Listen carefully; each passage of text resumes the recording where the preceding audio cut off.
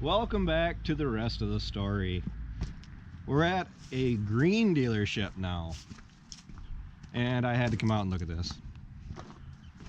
But there's a John Deere 8295R hooked onto a 15 shank 714 chisel plow, which looks to me like it hasn't been pulled across the field yet anywhere, because everything is nice and pointy and sharp, and looks like it's been sitting out for a while because the paint is starting to fade.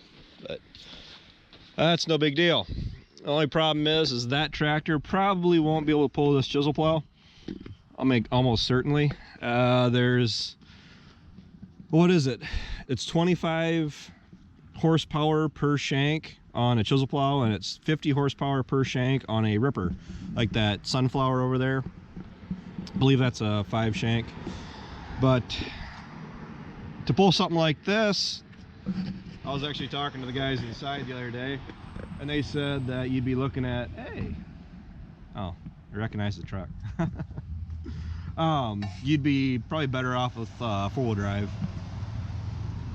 So to have enough weight and horsepower to be able to pull this efficiently across the field, don't get me wrong, I think it would do a nice job, but I've never actually, in my lifetime, I think this is maybe the second folding chisel plow I've seen in this area, and it might be why this thing has been on the lot for so long, because there really isn't a whole lot of need for a chisel plow this size and this area.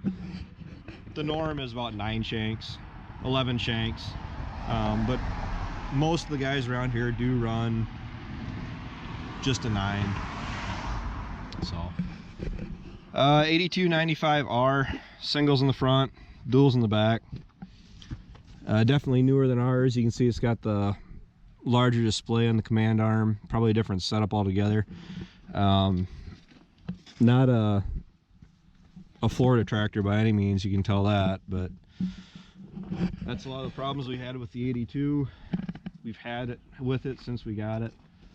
This machine does have the block heater on it. It's the exact same thing that we put on ours, same spot and everything, but the thing you can tell is theirs was factory, because this is all painted green when it came from the factory. I did have to drain a bunch of the coolant out of the engine here. That's what this is for. Our problem is ours was plugged up, so I drained about half of it out, and then I lost about half a gallon when I took this plug out. But got all the same setup for the 82 as far as hooking it up to the battery charger, which you hope you never have to do, but I was hoping I never have to do that with ours, and that's what we got. It does have DEF, which all these newer tractors will anymore. I mean, I think it's pretty much to the point you're not going to be able to get away from it. Batteries still look like they're impossible to get to, like on our 82. That is one of my biggest complaints when it comes to electrical on these machines. They're hard to work on. They're hard to get the batteries out, because you got to take the windshield washer fluid tank off just to get back to take the batteries out, or at least I have to, because my arms aren't big enough, or my arms are too big to reach in there and get it taken out. So yeah, definitely wouldn't mind updating the 82. At least even going through and giving it a tune, but we're not really there yet where we absolutely have to tune it up yet. Brittany found what she wants. Travis isn't allowed to buy any more tractors, combines, or anything without a buddy seat. Yeah. Oh, those buddy seats are really nice though. Looks like she's got to get cleaned up for the fall yet. I just got ours put away the other day. But I've never really been too close to these newer combines. Whoever was running it definitely found some mud. Of course, we're just as guilty.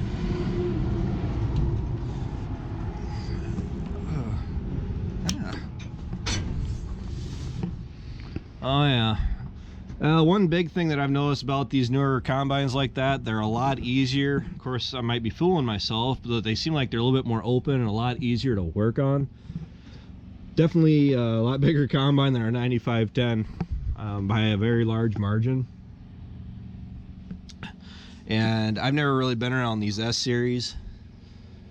I've heard that well, there's lemons and everything.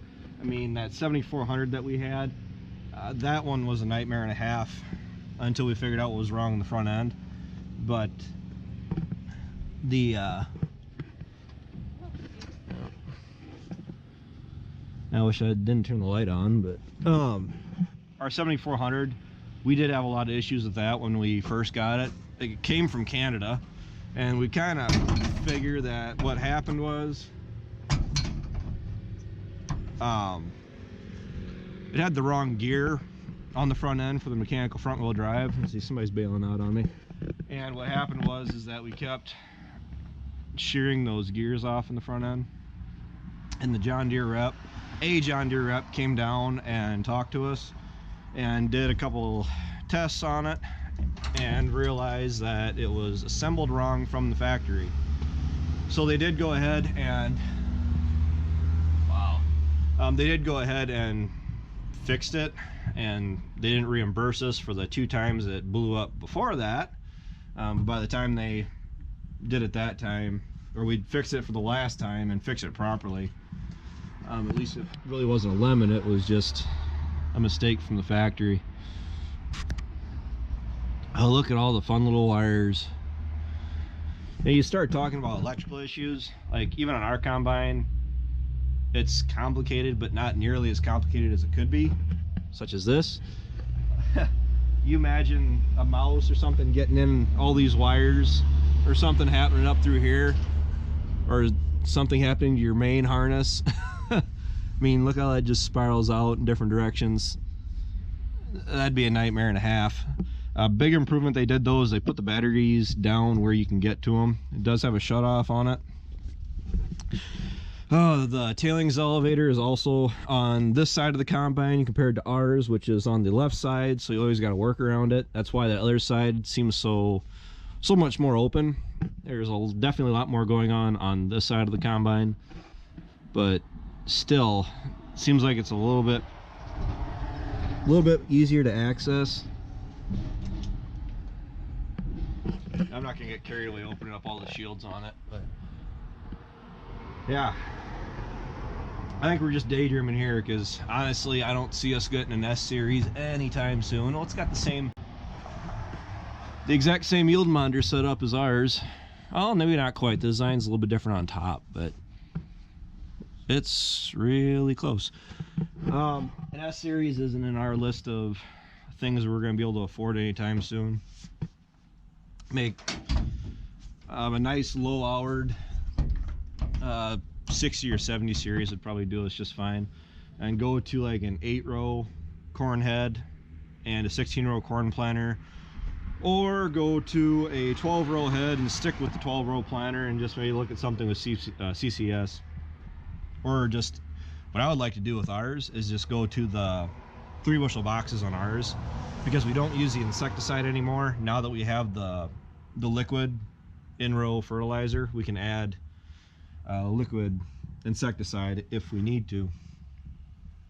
So, and hopefully you don't have to, you know, but we haven't put insecticide down the last 2 years, and we are thinking, at least on one farm, that we're gonna have to strongly consider it.